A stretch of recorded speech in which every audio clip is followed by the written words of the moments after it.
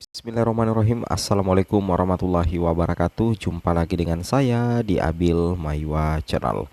Jadi teman-teman, channel ini merupakan channel pendidikan tempat kita berbagi tentang aplikasi pendidikan, Microsoft Office, serta tips dan triks komputer. Jadi pada video kali ini teman-teman ya, kembali lagi admin akan mencoba mengupdate ya informasi terbaru seputar perkembangan P3K Guru formasi tahun 2023. Yang mana di sini kami akan membuatkan judul ya, tidak ada kunci formasi sekolah induk P2 P3, tiga penentu utama kelulusan P2 P3 Auto ASN P3K 2023. Sekarang yang jadi mungkin ada yang bertanya-tanya kenapa tidak ada kunci formasi sekolah induk P2 P3. Ingat teman-teman ya, ada yang berbeda di tahun 2023, yang mana formasi seluruhnya itu ada pada pemerintah daerah, ada pada dinas pendidikan. Jadi tidak ada formasi di sekolah. Jadi teman-teman cukup ikut tes. Kalau lulus nanti akan ada distribusi penempatan. Apakah penempatan di sekolah induk apabila ada kebutuhan, atau penempatan di sekolah lain yang masih membutuhkan. Nah, jadi itu yang membedakan ya. Tidak ada formasi ya, tidak ada formasi di sekolah induk. Formasi seluruhnya terpusat di dinas pendidikan atau di pemerintah daerah. Nanti ada distribusi penempatan setelah dinyatakan lulus. Makanya di sini dikatakan P3K Guru 2023 itu tidak ada kunci formasi sekolah induk ya untuk P2 dan P3. Di sini ada tiga penentu utama teman-teman ya, kelulusan P2 P3 Auto ASN P3K 2023. Ini yang harus kalian ketahui ya, apa sih yang menjadi penentu utama Bapak Ibu guru P2 P3 bisa menjadi ASN P3K 2023. Sebelum kita lanjut ya, bagi rekan-rekan guru yang baru pertama kali menemukan channel ini, jangan lupa tekan tombol subscribe dan aktifkan lonceng notifikasinya agar setiap hari Bapak Ibu bisa mendapatkan update informasi terbaru seputar perkembangan P3K Guru.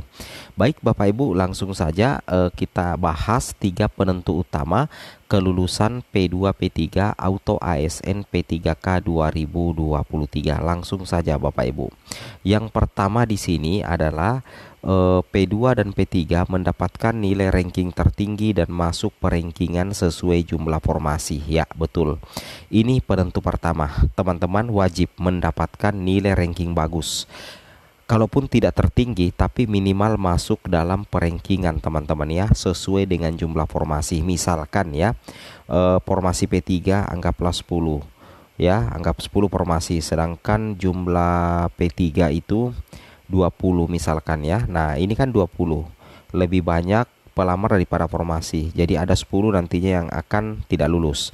Otomatis teman-teman yang 20 orang ini harus bisa menembus perankingan 1 sampai 10 untuk mengisi 10 formasi yang ada. Nah, bagaimana caranya? Yaitu mendapatkan nilai ranking tertinggi, karena nilai ranking teman-teman itu yang akan diurutkan dari yang tertinggi 1 sampai 10. Karena di P3K Guru 2023 berdasarkan Kemenpan RB nomor 642 teman-teman ya, tidak ada nilai ambang batas untuk P2 dan P3. Jadi betul-betul berapapun nilai itu yang akan di ranking teman-teman ya. Seperti itu kira-kira. Jadi wajib mempersiapkan diri dengan cara belajar agar teman-teman bisa mendapatkan teman-teman ya, nilai ranking tertinggi. Itu wajib ya.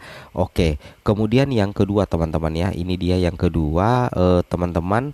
Yang kedua adalah penentu yang kedua adalah jumlah formasi setelah P1 ditempatkan itu berimbang ya, atau lebih banyak dari P2 dan P3, maka persentase kelulusan tinggi.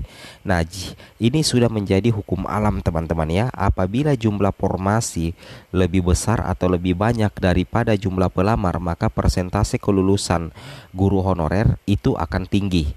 Tapi sebaliknya, jika misalkan jumlah formasi jauh lebih sedikit sedangkan jumlah pelamar jauh lebih banyak, maka otomatis itu persentase kelulusannya itu akan kurang. Artinya yang bakalan banyak yang tidak lulus.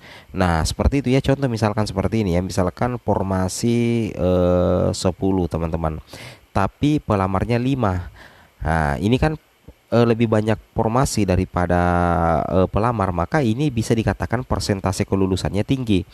Tapi sebaliknya, kalau misalkan formasi 20 kemudian pelamarnya itu 100, maka ini dikatakan persentase kelulusan bakalan rendah, sedangkan persentase ketidaklulusan bakalan tinggi karena akan ada sekitar 80 yang tidak lulus. Kalau di sini formasinya 20. Nah, seperti itu kira-kira ya.